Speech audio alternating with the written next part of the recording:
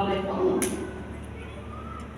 Coba kalau saya ada yang panjang ini dalam Quran itu di akhir-akhir surah, tapi belum akhir cerita tentang Tolun dan Jalut.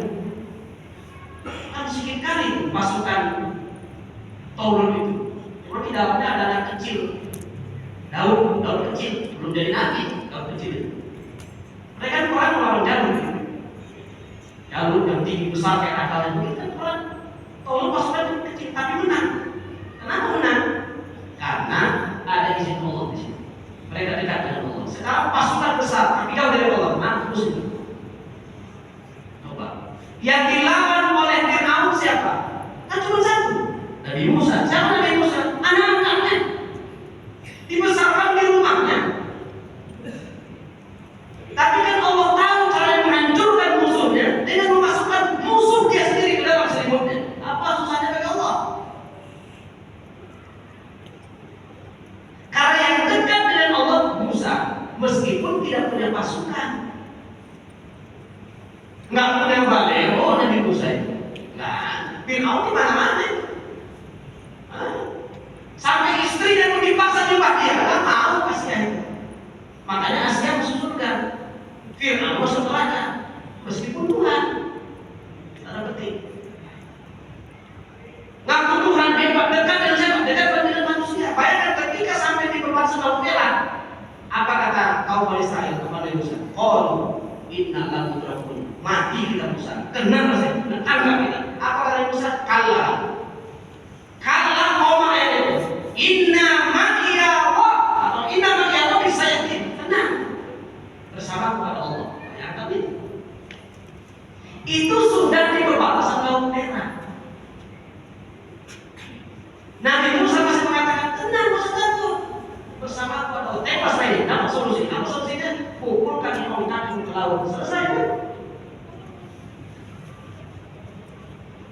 Orang merasa jauh dengan Allah sebenarnya GR lagi.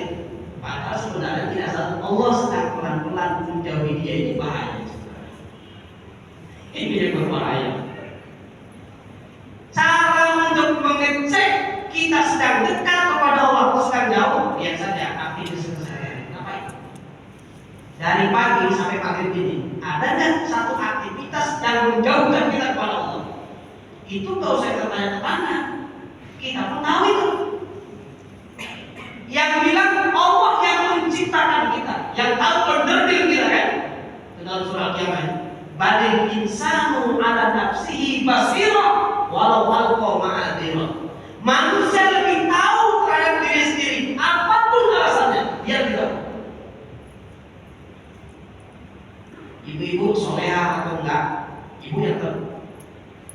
Setahu saya KTP ibu memang mesti soleha namanya. Tapi yang tahu ibu soleha atau tidak, ibu sendiri. Saya sudah berjilbab, ini ibu yang tahu. Baru-baru ini ada viral kok. Video santri milenial, masa segini kaosnya? Wah, pas santri milenial. Yang tahu dia santri dan dia buzzer, dia ada. Pakai jilbab segini. Gambar ke siapa sih? Situ kami santri milenial, tengok udah nenek-nenek. Santri milenial dari mana? Bayangkan itu.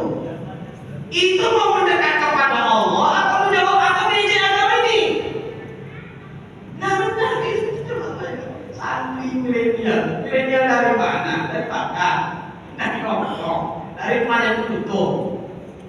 Itu dia itu kami dekat juga dengan Islam. Gimana caranya Allah menjadikan kita dekat sementara kita menjauh dari Allah? Lihat aja kita ngejek agama ini enggak?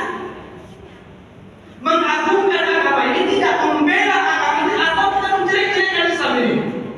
Kita cek aja. Hari ini aku geser sendal tetangga selesai sholat maghrib. Cek saja itu. Siap sholat Jumat, alhamdulillah aku mengamalkan pesan khotib. Kata khotib, ambillah yang baik-baik, tinggalkan yang jelek-jelek. Wah, benar pilih orang, kan? Tinggalkan sama mampu apa pun ceritanya dong, bapak kan? Salah paham ya. Orang bangun khotib, bukan dia ngantuk ya kan? Jadi pas doa, masjid apa dipindah, gak ada upaya untuk berdoa. Dia tuh, kalau mendengar agamanya setengah-setengah atau keluar dari mulut orang yang salah, bahaya.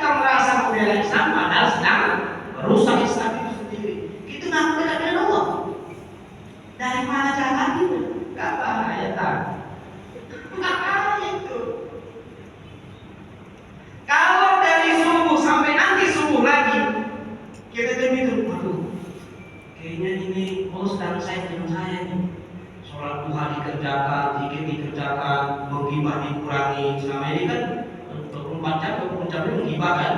Nah, dikurangi misalnya kan? Nah itu kan enak. Itu ada kesempatan amal kita diterima karena kata Rasulullah biasanya kalau kita